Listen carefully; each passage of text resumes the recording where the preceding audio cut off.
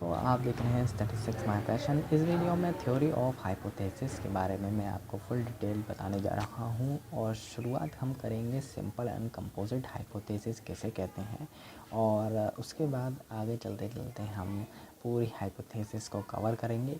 तो चलिए स्टार्ट करते हैं।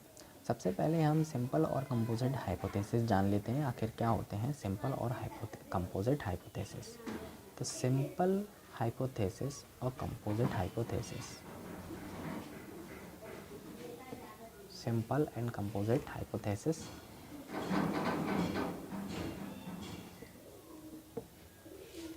Okay, simple and composite hypothesis में क्या अंतर है कि सिंपल हाइपोथेसिस, मान लीजिए कि हमारी जो वैल्यू है म्यू की is equal to mu zero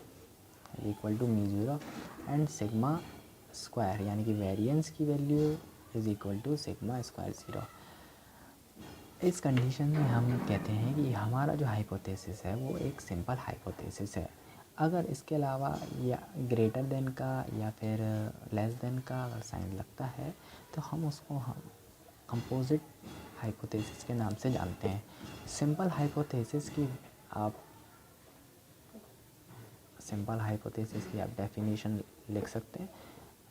तो सिंपल हाइपोथेसिस है क्या? अ statistical hypothesis is some statement or assertion about a population or equivalently about the probability distribution characterizing a population which you want to verify on the basis of information available from a sample. If the statistical hypothesis specifies the population completely, then it is termed as a simple statistical hypothesis. Otherwise, it is called a composite statistical hypothesis. हमारा जो hypothesis है वो हमारी population से match करता है, तो हमारा हाइपोथेसिस सिंपल हाइपोथेसिस कहलाता है। अगर इसके अलावा हमारा जो हाइपोथेसिस है वो हमारी पॉपुलेशन से बड़ा या छोटा जाता है तो वो हमारा कंपोजिट हाइपोथेसिस कहलाता है। चलिए, आपको अगर नहीं समझ में आया तो कोई दिक्कत वाली बात नहीं है, मैं आपको एक दूसरे तरीके से समझाता हूँ। मान लीजिए एक नॉर्मल डिस्ट्रीब्यूशन का एग्जांपल हम कर रहे हैं। नॉर्मल डिस्ट्रीब्यूशन का एग्जांपल हम कर रहे हैं। नॉर्मल डिस्ट्रीब्यूशन में मान लीजिए हमारी म्यू की वैल्यू और सिग्मा स्क्वायर की वैल्यू हमें पहले से ही पता है और हाइपोथेसिस हम निकालने की कोशिश करते हैं। तो नल हाइपोथेसिस की वैल्यू हमारे मेन जो हाइपोथेसिस की वैल्यू है, जो मेन पॉपुलेशन है उसकी वैल्यू सेम आ जाती है। ऐसे ही सिग्मा स्क्वायर की वैल्यू हमारे हाइपोथेसिस वैल्यू से सेम आ जाती है। तो हम इस हाइपोथेसिस को सिंपल हाइपोथेसिस के नाम से जानते हैं। और दूसरे, अगर इसके अलावा हमारे पास ऐसा कोई आता है mu is less than mu zero and sigma square sigma zero square, एक तो ये आ सकता है, और दूसरा कि is greater then mu square हो सकता है, और ये इक्वल टू ज़ीरो हो सकते हैं। तीसरा हमारे पास कि ये इक्वल हो और ये वाले लेस देन में जाए। दूसरा mu is equal to mu zero and sigma square is greater than sigma square and और एक कंडीशन ये भी हो सकती है कि दोनों की दोनों बड़े छोटे हों, less than greater than sigma square.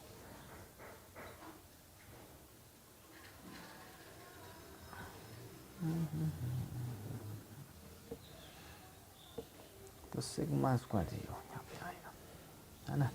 अब यहाँ पे हमारे पास 4-5 केस आ गए, 3-5।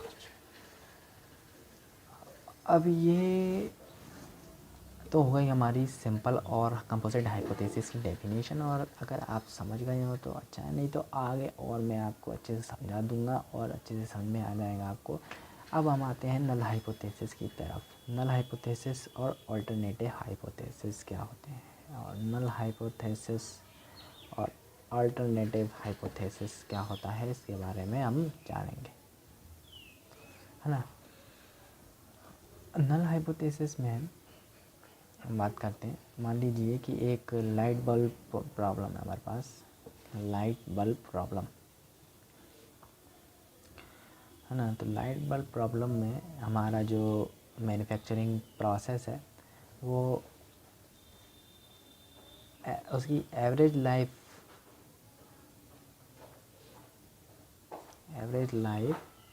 ऑफ म्यू आवर्स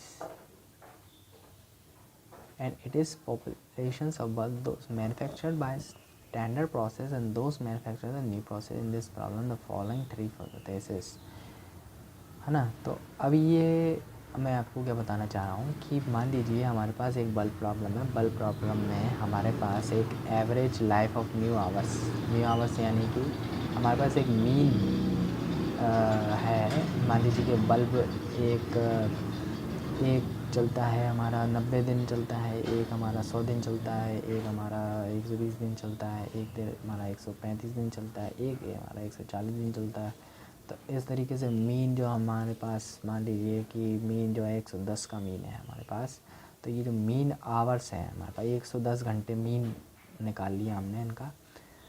तो अब हमें ये निकालना है कि जो पहले प्रोसेस चल रही थी वो अच्छी है या बाद में प्रोसेस है वो अच्छी है, इसके बारे में हम बात करेंगे।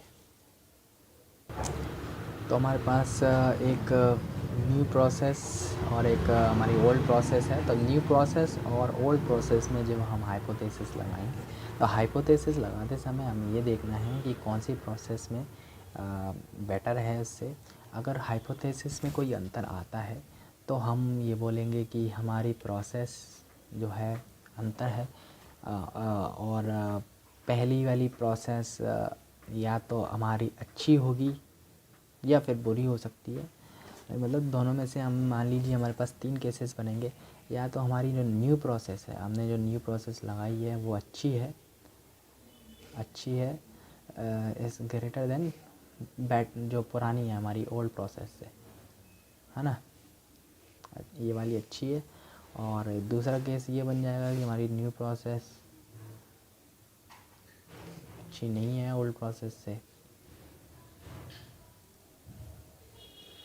और तीसरा केस ये बनेगा कि इनके बीच में कोई डिफरेंस ही नहीं था। जो पहली वाली प्रोसेस थी और जो अभी वाली प्रोसेस नई प्रोसेस है उसमें कोई अंतर नहीं आया। तो ये जो 2 केसेस हैं ये तो हमें कुछ बायसनेस दिखाएंगे। और ये थर्ड वाला केस है इसको हम कहते हैं नल हाइपोथेसिस, कि हमारी जो प्रक्रिया थी उस प्रक्रिया में हमने जो बदलाव किए उसमें कोई भी हमें निष्कर्ष प्राप्त नहीं हुआ है, यानी कि कोई बदलाव हमें नहीं दिखा है। इसलिए इस हाइपोथेसिस को नल हाइपोथेसिस के नाम से जानते हैं, है ना। तो ये आपको अच्छे से समझ में आ गया होगा कि नल हाइपोथेसिस किसे कहते हैं। और नल हाइपोथेसिस के बाद अब हम समझेंगे ऑल्टरनेटिव हाइपोथेसिस, है ना। तो ऑल्टरनेटिव हाइपोथेसिस जस्ट इसका उल्टा था कि ऑल्टरनेटिव हाइपोथेसिस में मान लीजिए कि हमारी जो प्रोसेस थी, हमारी जो न्यू प्रोसेस है वो अंतर दे रही है, यानी कि हमारी न्यू प्रोसेस अच्छी है ओल्ड प्रोसेस से, वो अच्छे क्वालिटी के बल्ब बना रही है। और या फिर ये भी हो सकता है कि ओल्ड प्रोसेस हमारी अच्छी हो, न्यू प्रोसेस अच्छी नहीं हो, है ना। तो ओल्ड प्रोसेस अच्छे दे रही है, न्यू प्रोसेस हमारा घटिया प्रकार के हमें बल्ब दे रही है बना के। तो इस कंडीशन में ये 2 कंडीशन हमें ऑल्टरनेटिव हाइपोथेसिस में मिलते हैं। तो ऑल्टरनेटिव हाइपोथेसिस और नल हाइपोथेसिस आपको समझ में आ गए होंगे कि बेसिक इसका कंसेप्ट ये है कि अगर कोई नई प्रोसेस हम यूज़ कर रहे हैं तो उसमें कोई अंतर आता है तो ऑल्टरनेटिव हाइपोथेसिस में लाएंगे। और दूसरा ये है कि जब कोई अंतर नहीं आता तो हम उसे नल हाइपोथेसिस में लाते हैं। अगर आपको नहीं समझ में आया तो आप कमेंट में ज़रूर करें। बिल्कुल कमेंट करने से मुझे पता चलेगा कि आपको समझ में आ रहा है या नहीं आ रहा है। उसके बाद अब हम समझेंगे क्रिटिकल रीज़न के बारे में। क्रिटिकल रीज़न क्या होता है इसके बारे में हम पढ़ेंगे। क्रिटिकल रीजन ये भी अच्छा टॉपिक है पढ़ने के लिए, क्रिटिकल रीजन। तो क्रिटिकल रीजन होता क्या है इसके बारे में अब मैं आपको एक ग्राफ की मदद से समझाऊंगा। देखिए ग्राफ कैसा है कि हमारे पास जो एक रीजन है, ये इतना रीजन है अलग है, और ये हमारा अच्छा वाला रीजन है, यानी कि एक्सेप्टेंस रीजन नाम दे दिया इसका हमारा, एक्सेप्टेंस रीजन है ना। और दूसरे का नाम है रिजेक्शन रीजन, रिजेक्शन रीजन, या फिर इसका दूसरा नाम ये भी है, इसको हम क्रिटिकल रीजन के नाम, सॉरी ये डब्ल्यू बार नहीं आएगा इस पर, केवल डब्ल्यू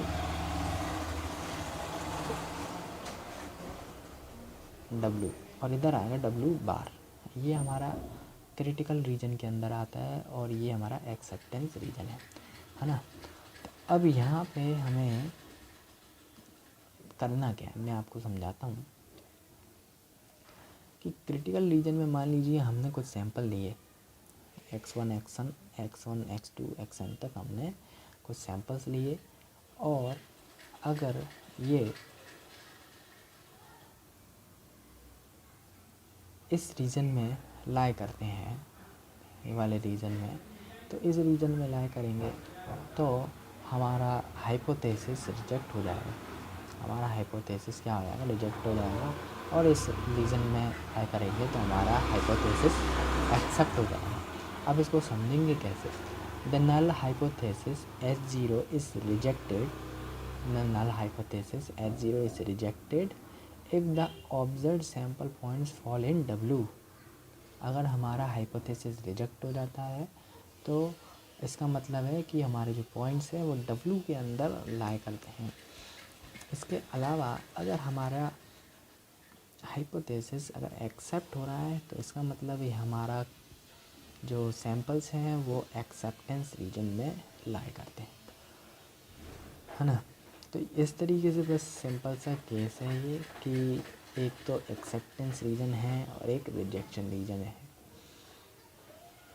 और इसमें ये है कि मान लीजिए if test is based on sample of two size, मतलब दो सैंपल है हमारे पास, then the outcome set or the sample space is the first quadrant in a two-dimensional space, and a test criterion will enable us to separate our outcome set into two complementary subsets W and W bar. If the sample points falls in the subset W and H0 is rejected, otherwise H0 is accepted. This is shown in diagram. तो आपको समझ में आ जाएगा कि ये हमारा पूरा space है, अगर वो इस रीजन में गिरते हैं तो वो हमारा रिजेक्ट हो जाता है हाइपोथेसिस, और इस रीजन में गिरते हैं तो एक्सेप्ट हो जाता है। अभी देखिए यहाँ पे आपको कई सारे कन्फ्यूज़न अभी दिमाग में होंगे आपके कि रिजेक्शन रीजन हमारे पास आया कैसे, ये रिजेक्शन रीजन का कोई कहाँ से लिमिट आ गई हमारे पास, ये हमने ग्राफ पे तो लाइन खींच दी, ये कैसे खींच दी, अपनी मर्ज़ी से तो खींची नहीं होगी, है ना। तो ये जब हम एग्ज़ाम्पल करेंगे तो एग्ज़ाम्पल में मैं आपको समझाऊंगा। और एक्सेप्टेंस रीजन, ये भी सेम एक्सेप्टेंस रीजन कैसे आ गया, तो ये जब हाँ एग्ज़ाम्पल करेंगे तब तो आपको ज़्यादा समझ में आएगा, तो कोई टेंशन वाली बात नहीं है, आप तो वीडियो देखें। और अब हम जो है टू टाइप्स ऑफ एरर के बारे में हम बात करेंगे, टू टाइप्स ऑफ एरर्स। एक तो होता है type 1 error,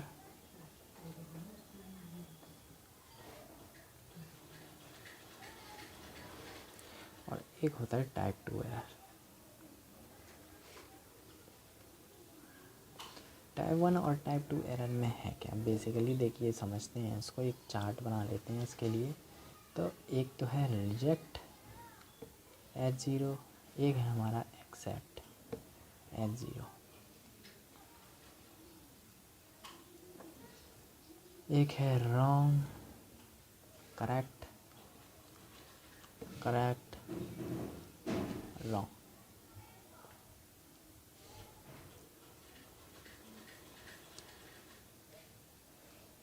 when H0 is true, this is ये है हमारा type 1 error.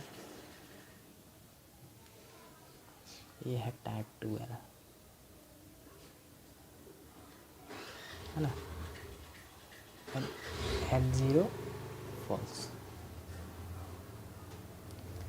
H1 is true।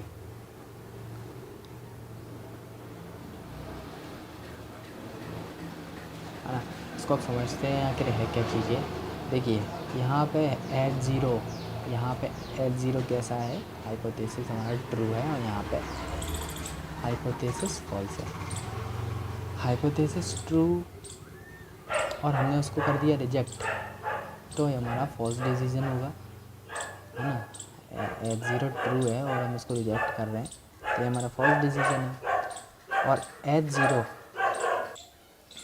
और दूसरा केस है H0 फॉल्स, और H0 फॉल्स है और उसको रिजेक्ट कर रहे हैं, तो वो तो करेक्ट होना चाहिए हमारा, है ना। सिंपल सी बात है।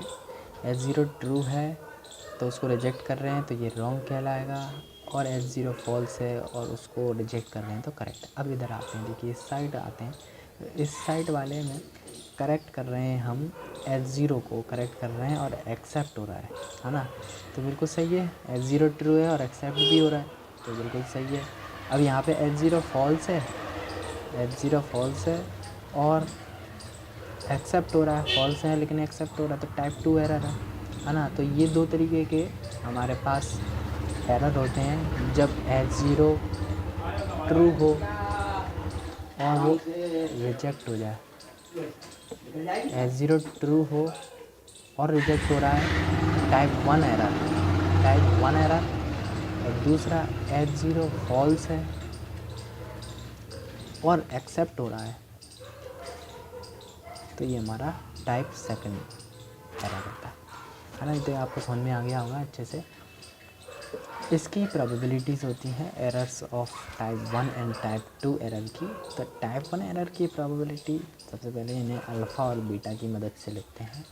तो the error of rejecting H0 when H0 true is called type 1 error, ये हमने पढ़ा। और error of accepting H0 when H0 is false is called type 2 error, ये भी हमने पढ़ा। अब इसके बाद हम जो है अल्फ़ा और बीटा है, ये इसकी प्रोबेबिलिटीज़ निकालने में हमें मदद करते हैं। तो टाइप 1 एरर की प्रोबेबिलिटी, टाइप 1 एरर प्रोबेबिलिटी निकालने के लिए हम अल्फ़ा का यूज़ करते हैं, और टाइप 2 एरर प्रोबेबिलिटी निकालने के लिए हम बीटा का यूज़ करते हैं ना। तो probability of type 2 error, type 2 error is beta, alpha and beta. तो ये आपको अब समझ में आ गया होगा कि अल्फ़ा और बीटा में किस लिए यूज़ किया जाता है और कैसे यूज़ किया जाता है, ये हम आगे और अच्छे से पढ़ेंगे, एग्जाम्पल में समझेंगे, जिससे आपको और अच्छे से समझ में आएगा।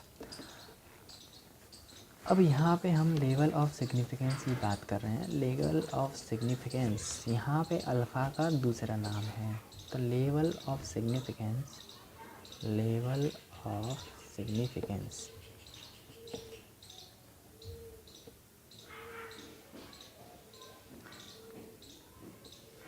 लेवल ऑफ सिग्निफिकेंस यहाँ पे अल्फ़ा का नाम है, और इसे टाइप 1 एरर भी कहा जाता है, जैसे कि हम जानते हैं।